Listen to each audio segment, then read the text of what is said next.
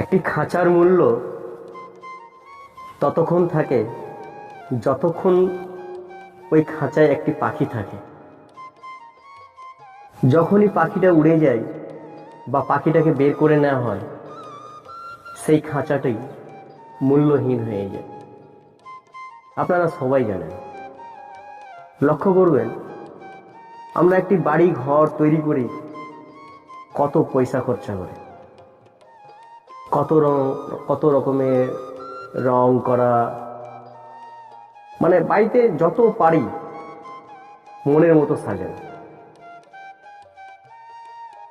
আপনি ভেবে লক্ষ্য করেন আপনি ভেবে একটু দেখুন, সেই বাড়িটাকে আপনাকে একদিন ছেড়ে চলে যেতে হবে। সেই বাড়িটার মূল্য আপনার কাছে কিছু থাকবে কি তখন?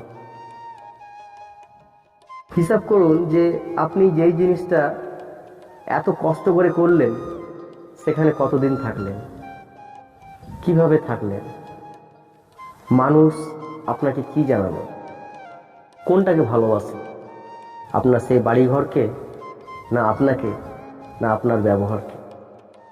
সবসময় লক্ষ্য করব আমরা চলাফেরা করার টাইমে যে আমাদের ব্যবহারটাই থাকবে আমাদের কাছে। আমাদের মেইন জিনিস হলো আমাদের ব্যবহারটা। সবসময় আমাদের ব্যবহারকেই কাজে লাগাতে হবে।